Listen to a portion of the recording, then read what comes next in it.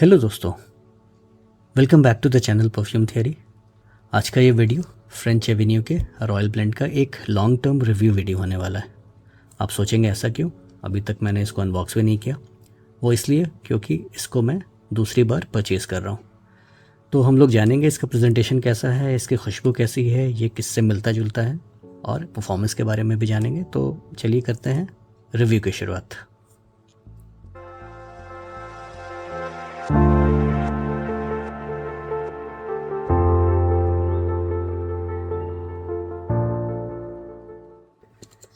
तो इसको अनबॉक्स करते हैं।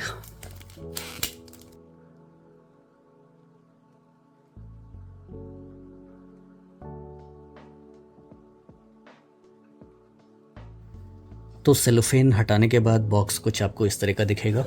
रॉयल ब्लेंड यहाँ मेंशन्ड है, यहाँ फ्रेंच एवेन्यू लिखा है। एक्सट्रैक्ट द परफ्यूम की कॉन्सेंट्रेशन में आता है, यानी कि ये प्योर परफ्यूम कॉन्सेंट्रेशन है।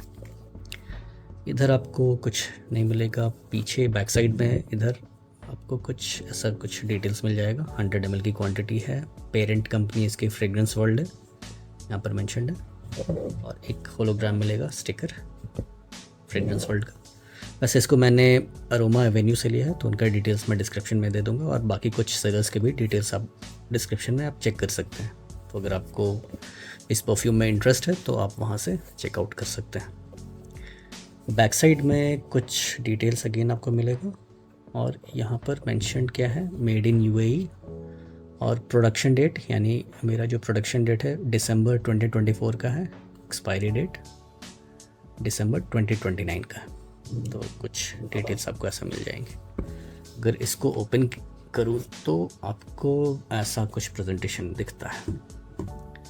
यहाँ पर एक कार्ड है, आई थिंक इसको इंसर्ट करने के लिए एक हल्का सा कट लगा हुआ है यहाँ पर साइड में, और परफ्यूम का एक बॉटल है। आई थिंक कार्ड में रॉयल ब्लेंड और रॉयल ब्लेंड नीरो के नोट्स होने चाहिए।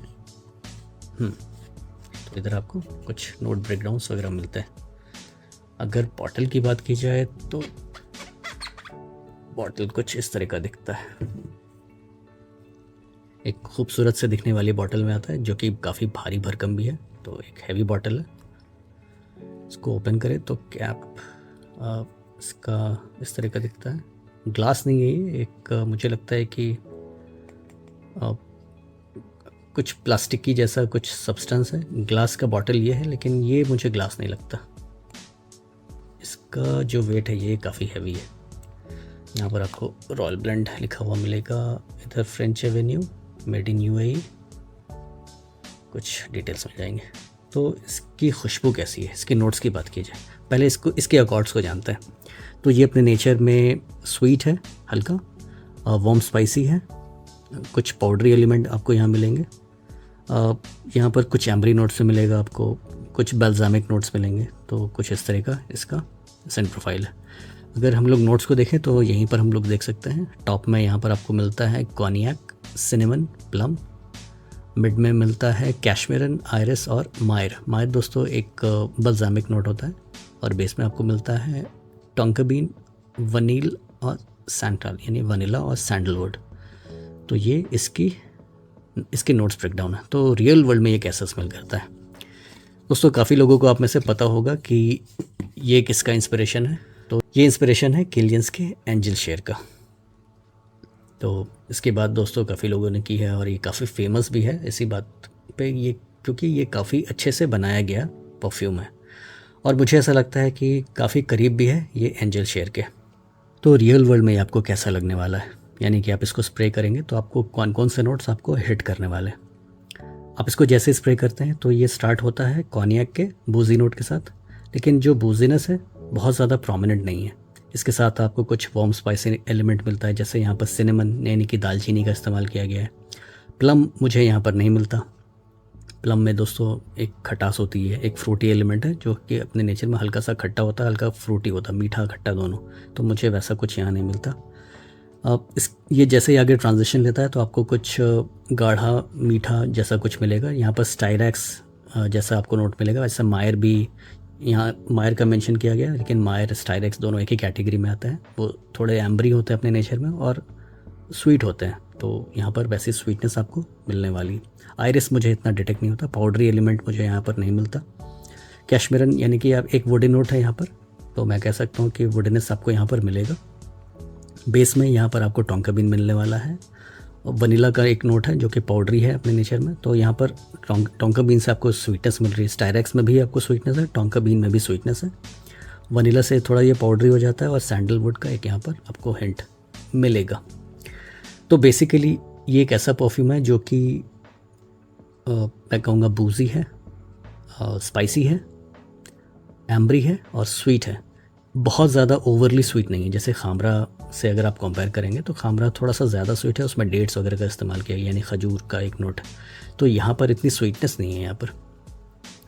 दोस्तों, आप लोगों में से काफ़ी लोगों को पता होगा कि जो रॉयल ब्लेंड है ये इंस्पायर्ड है किलियंस के एंजल शेयर से। तो मेरे पास एंजल शेयर का एक डिकेंट है, मैंने साइड बाय साइड बहुत बार कंपेयर किया है इसको।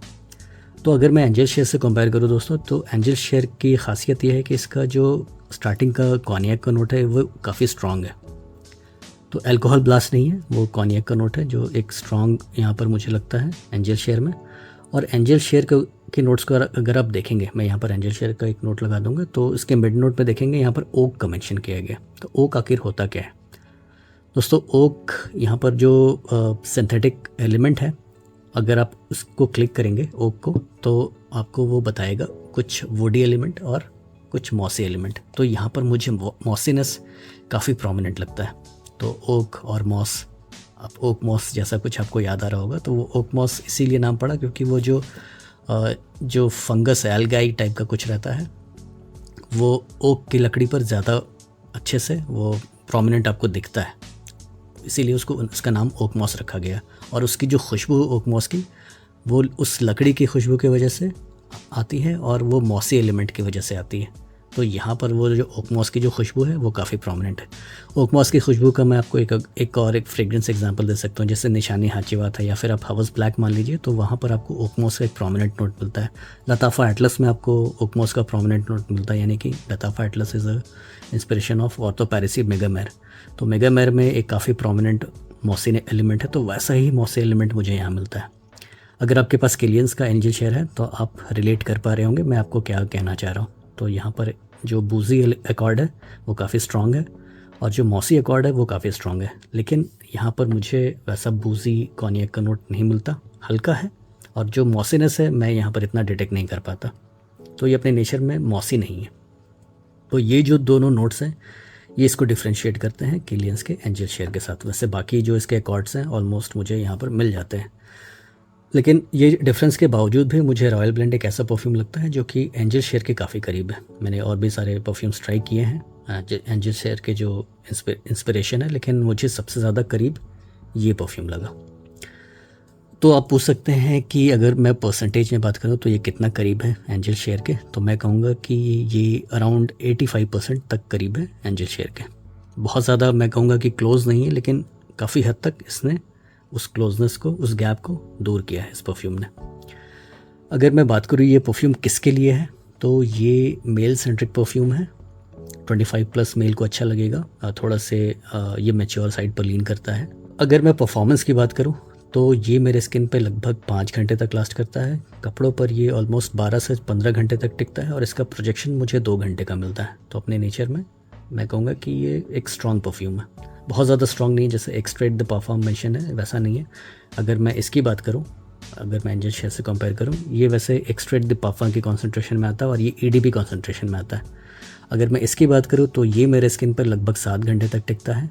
कपड़ों पर ये ऑलमोस्ट 20 से 24 घंटे तक लास्ट करता है, और इसका प्रोजेक्शन मुझे ऑलमोस्ट 3 घंटे का मिलता है। तो ये EDP कॉन्सेंट्रेशन का होने के बावजूद भी ये रॉयल ब्लेंड से थोड़ा सा स्ट्रॉन्ग है। अगर मैं बात करूँ दोस्तों ये कैसे ओकेशन के लिए, तो ये स्पेशल ओकेशन वाला परफ्यूम है। आप इसको अपने एक ऐसे अटायर पे वेयर करना चाहेंगे जहाँ पर जो आपके वार्डरोब का एक सबसे अच्छा मैं कहूँगा कि अटायर होगा, तो वो कुछ ऐसे परफ्यूम को डिज़र्व करता है आपका वो। जैसे कि आप मान लीजिए कि अगर आप सूटेड अप हैं या फिर आप कुर्ता पजामा में हैं, कोई स्पेशल ओकेजन है, कोई फेस्टिव सीज़न है, आपका कोई स्पेशल ओकेजन है, आप किसी के पार्टी में जा रहे हैं, अब किसी गैदरिंग में, सोशल गैदरिंग में जा रहे हैं, तो वैसे सिचुएशन में आप वेयर कर सकते हैं। बस आपको ये ध्यान में रखना है कि वो इवनिंग और रात का एक वक्त होना चाहिए। ये दिन का परफ्यूम नहीं है, शाम और रात का है। ये अगर मैं सीज़न की बात करूँ तो ये फॉल विंटर स्प्रिंग सीज़न वाला परफ्यूम है। बहुत ज़्यादा गर्मी में आप वेयर मत कीजिए, पसीने वाली गर्मी में मत वेयर कीजिए। वैसे अगर ठंडी हवा चल रही है तो आप इसको लगा सकते हैं, आप इसको एंजॉय करेंगे। और ये एक ऐसा परफ्यूम है जो कि नोटिस कराएगा आपकी प्रेजेंस को और आपको कॉम्प्लीमेंट्स भी दिला सकता है। तो ये कुछ ऐसा परफ्यूम है। मैंने सेलर्स के दोस्तों कुछ आपको डिटेल्स दे दिए हैं, तो मैंने कहाँ से लिया है। आप वैसे मैं कहूँगा कि आप इसका एक बार डीकैन ट्राई कीजिए, लेकिन अगर आप फुल बॉटल ट्राई करना चाहते हैं तो मैं कुछ सेलर्स की डिटेल्स दे सकता हूँ। डिस्क्रिप्शन में आप चेक कर लीजिएगा, उसमें से 1-2 सेलर आपको डीकैंस भी प्रोवाइड करते हैं। तो दोस्तों ये था एक रिव्यू फ्रेंच एवेन्यू के रॉयल ब्लेंड का। उम्मीद करता हूँ आपको रिव्यू पसंद आया होगा। अगर पसंद आया तो please give this video a thumbs up, ताकि ये वीडियो और भी लाइक माइंडेड लोगों तक रिकमेंड होगा। तो मिलते हैं किसी ऐसे अगले वीडियो में, तब तक के लिए अलविदा।